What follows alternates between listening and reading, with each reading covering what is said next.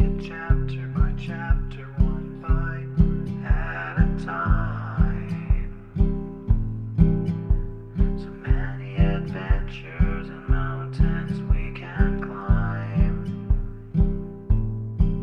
Take it word for word, line by line, one bite at a time.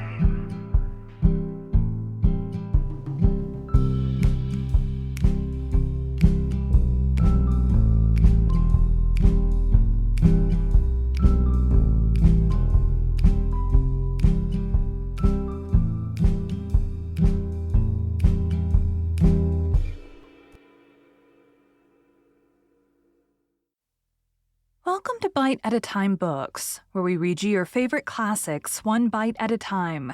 My name is Bree Carlile, and I love to read and wanted to share my passion with listeners like you. If you enjoy our show, be sure to follow us so you get all the new episodes. If you want to see exclusive behind the scenes of our show, follow us on YouTube.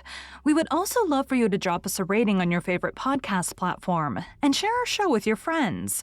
You can catch us on all the social medias at Bite at a Time Books or on our website, biteatatimebooks.com.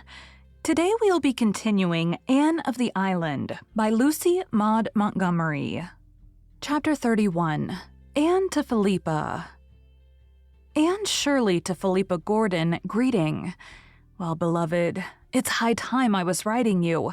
Here I am, installed once more as a country schoolma'am at Valley Road, boarding at Wayside, the home of Miss Janet Sweet. Janet is a dear soul and very nice-looking tall, but not over-tall. Stoutish, yet with a certain restraint of outline, suggestive of a thrifty soul who's not going to be over-lavish even in the matter of oribigerous.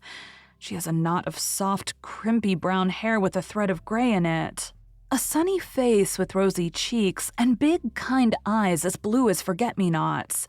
Moreover, she's one of those delightful old-fashioned cooks who don't care a bit if they ruin your digestion as long as they can give you feasts of fat things. I like her, and she likes me, principally, it seems, because she had a sister named Anne who died young. I'm real glad to see you, she said briskly when I landed in her yard. My, you don't look a mite like I expected. I was sure you'd be dark. My sister Anne was dark, and here you're red-headed. For a few minutes, I thought I wasn't going to like Janet as much as I had expected at first sight. Then I reminded myself that I really must be more sensible than to be prejudiced against anyone simply because she called my hair red. Probably the word auburn was not in Janet's vocabulary at all. Wayside is a dear sort of spot. The house is small and white, set down in a delightful little hollow that drops away from the road. Between road and house is an orchard and flower garden all mixed up together. The front door walk is bordered with quagog clamshells, cowhawks, Janet calls them. There is Virginia creeper over the porch and moss on the roof.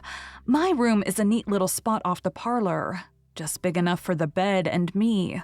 Over the head of my bed there's a picture of Robbie Burns standing at Highland Mary's grave, shadowed by an enormous weeping willow tree. Robbie's face is so lugubrious that it is no wonder I have bad dreams. Why, the first night I was here, I dreamed I couldn't laugh. The parlor is tiny and neat. Its one window is so shaded by a huge willow that the room has a grotto-like effect of emerald gloom. There are wonderful tidies on the chairs, and gay mats on the floor, and books and cards carefully arranged on a round table, and vases of dried grass on the mantelpiece.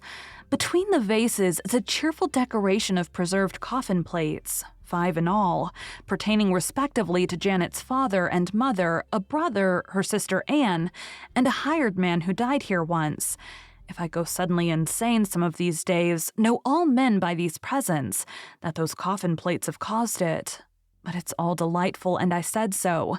Janet loved me for it, just as she detested poor Esther because Esther had said so much shade was unhygienic, and had objected to sleeping on a feather bed. Now, I glory in feather beds, and the more unhygienic and feathery they are, the more I glory.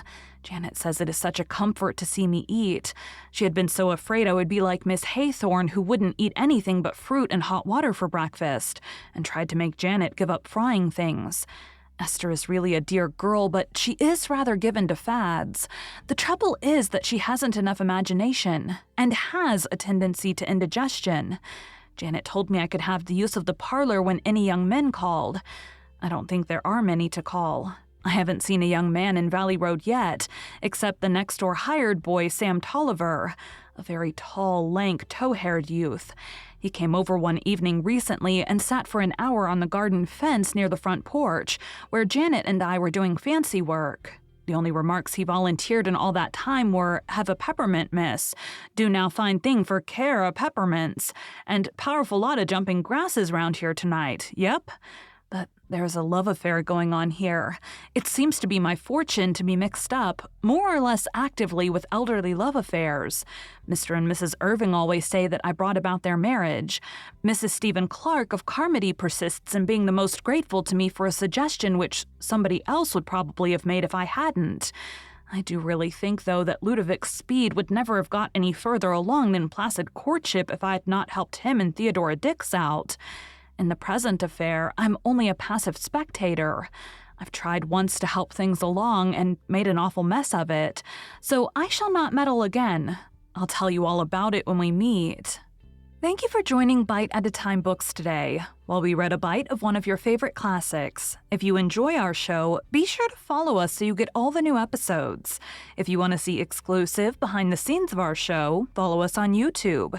We would also love for you to drop us a rating on your favorite podcast platform and share our show with your friends. You can catch us on all the social medias at Bite at a Time Books or on our website, biteatatimebooks.com. Again, my name is Bree Carlile, and I hope you come back tomorrow for the next bite of Anne of the Island.